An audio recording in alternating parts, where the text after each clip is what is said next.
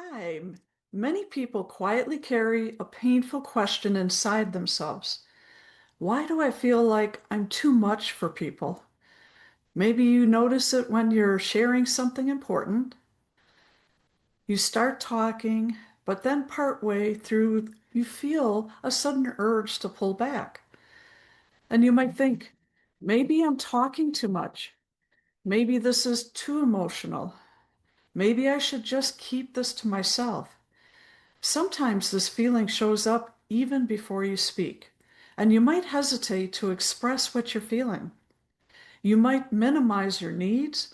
You might try to appear easier, calmer, or less affected than you actually are.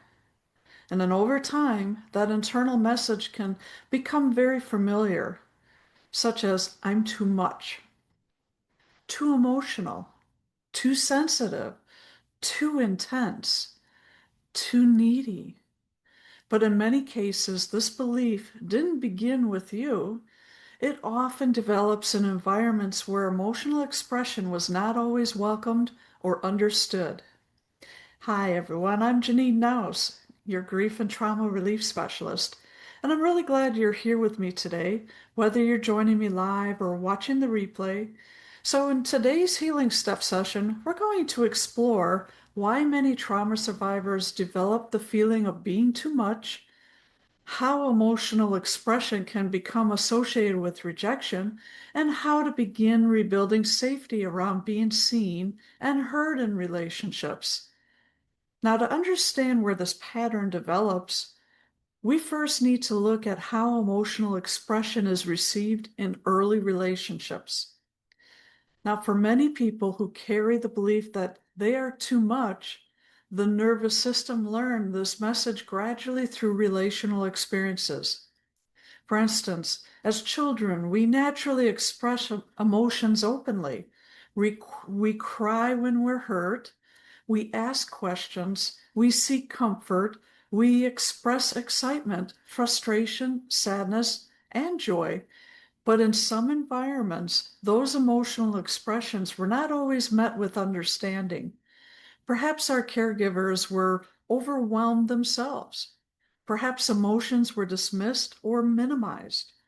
Perhaps strong feelings were interpreted as dramatic or excessive.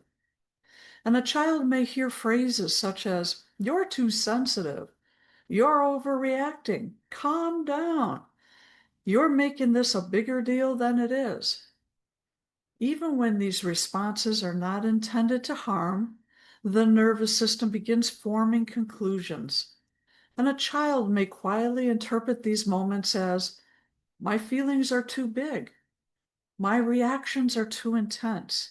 My needs create problems.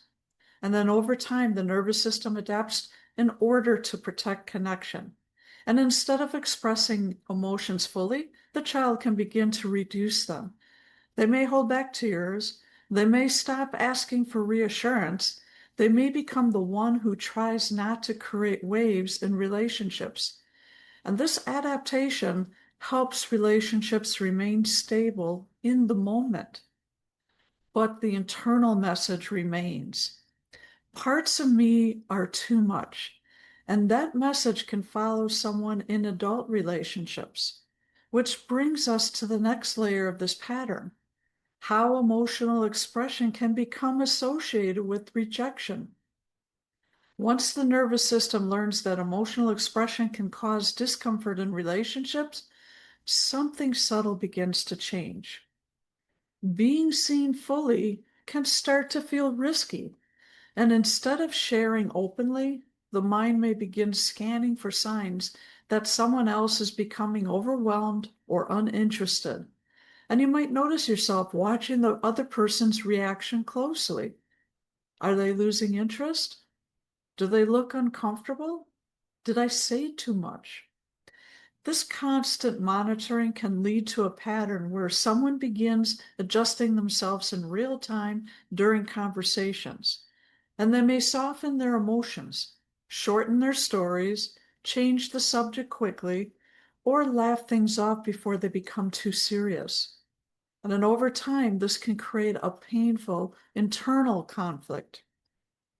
On one hand, Every person needs connection and understanding. On the other hand, the nervous system is trying to prevent rejection by keeping emotional expression contained. So the belief grows stronger. If I show too much of myself, people may pull away. And when that belief becomes familiar, many people begin protecting relationships by hiding parts of themselves. From the outside, they may appear calm, agreeable, and easygoing, but inside, there may be many emotions that never find space to be expressed. Which brings us to the most hopeful part of this conversation: how to begin rebuilding safety around being fully human in relationships. Now, once we understand where the belief "I'm too much" developed, the goal is not to suddenly express every emotion without consideration. Healing usually begins much more gently than that. And it begins with recognizing that emotional expression is not a flaw. Emotions are part of of how human beings process experiences, build relationships, and make sense of the world around them.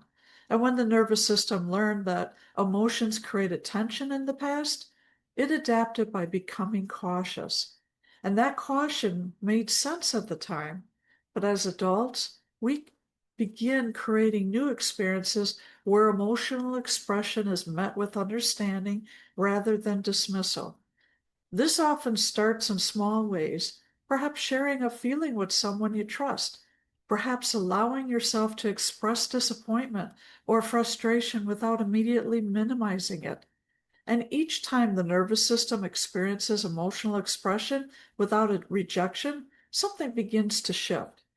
Now, the old belief that your emotions are too much slowly begins to soften, and a new understanding can begin to develop.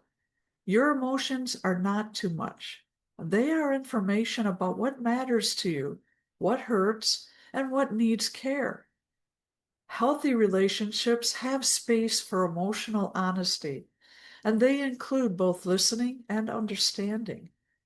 And when those experiences begin to accumulate, the nervous system slowly learns something new. Being seen does not always lead to rejection. Which brings us to the way we gently close today's conversation. So if you ever carry the feeling that you are too much for others, please know that this belief is more common than many people realize.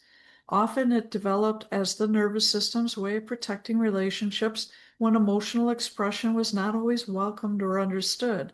And at some point in your life, holding back parts of yourself may have helped maintain connection or avoid conflict. Your system learned that strategy for a reason. But your emotions, your thoughts, and your needs are not inherently too much. They are part of being human.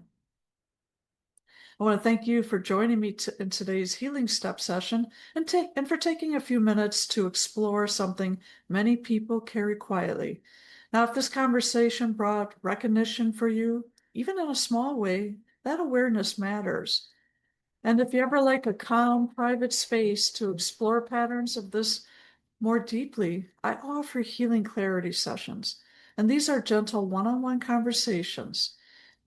They're about helping you move forward. And it's just a steady place to explore your experiences and begin rebuilding clarity and self-trust.